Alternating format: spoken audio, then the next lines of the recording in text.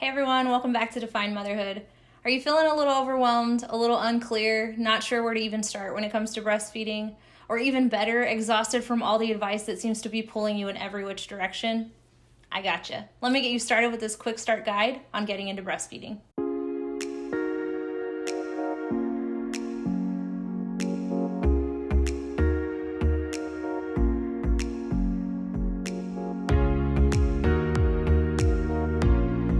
Alright guys, if you're new here, welcome. If you're returning, please make sure you hit the subscribe button below as well as the notification bell if you want to be notified every time that I upload. And either way, don't forget to visit our definemotherhood.com blog website for PDFs to today's video and other content. When it comes to breastfeeding, there are three main camps. We're going to talk about them today and let you form your opinion on which one is going to be best suited for you and your family. So you've made the decision to breastfeed. Now you have to figure out where to begin. The easiest place to start is figuring out your breastfeeding philosophy. So let's get into it.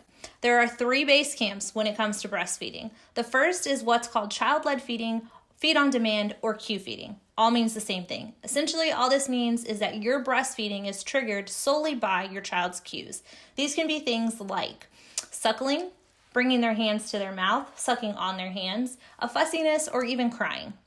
All of which trigger you as the mom to know it's time to nurse. Some of the pros to this method are you tend to be in the clear when it comes to nutritional value because you're going to overfeed rather than underfeed, which means that your child is going to get sufficient nutrients for growth. Secondly, it flows really well with things that come up in the baby road, like teething, growth spurts, sleep regressions, all of which you're kind of able to pacify or help alleviate that stress for your child with this method.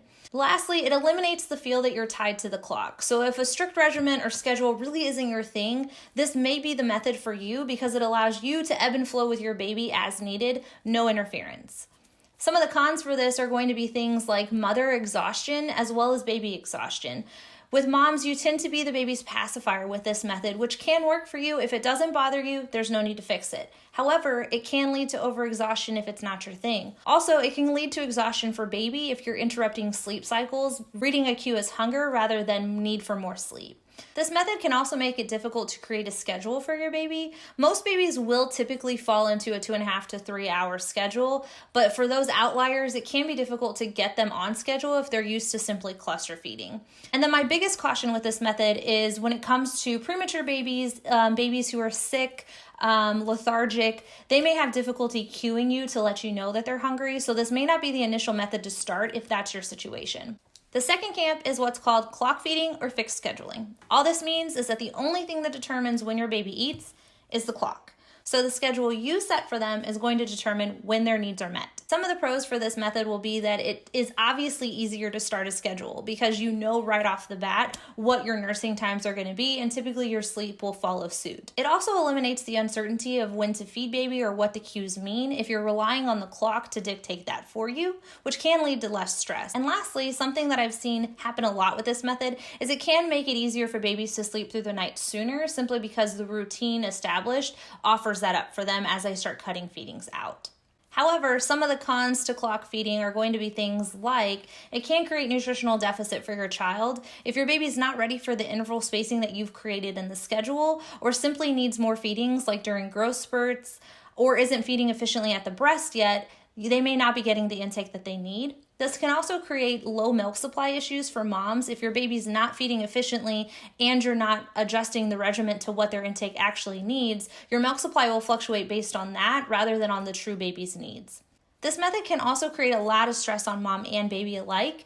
There's typically a good amount of crying to get the routine established, but once it's there, it does tend to be easier and babies do thrive on it. And also, this doesn't really allow for a lot of flexibility for things like teething, sleep regressions, growth spurts, illness, any of those kinds of bumps that come up in the road. Not that they necessitate nursing, but it can be easier for mom and baby if that's the option you go with to soothe. And the third and final primary base camp for breastfeeding philosophy is what's called parent-led feeding. All this is essentially the first two paired with parent decision making. The pros to this method are it does tend to balance things out a little bit as you're able to use the safety rail or the guardrail of the clock paired with your baby's cues to understand if they need something different on a day-to-day basis, plus your discernment to determine if it's really necessary versus just a soothing method. Parent-led feeding also allows you to have a little bit of flexibility to make sure that you're providing nutritional value and maintaining a healthy milk production.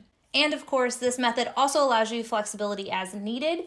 If you're going through things like I previously mentioned, especially teething, sleep regressions, this will allow you to soothe your baby in an effective way that's still healthy for them. Some of the cons to this method can be things like it does create some ebb and flow in your schedule. So if you need a pretty regimented schedule for you and your baby, this may not be the best method for you. This method can, and I say can because it's not a for sure thing, but can delay sleeping through the night if you choose to nurse in order to help bridge that gap between sleep.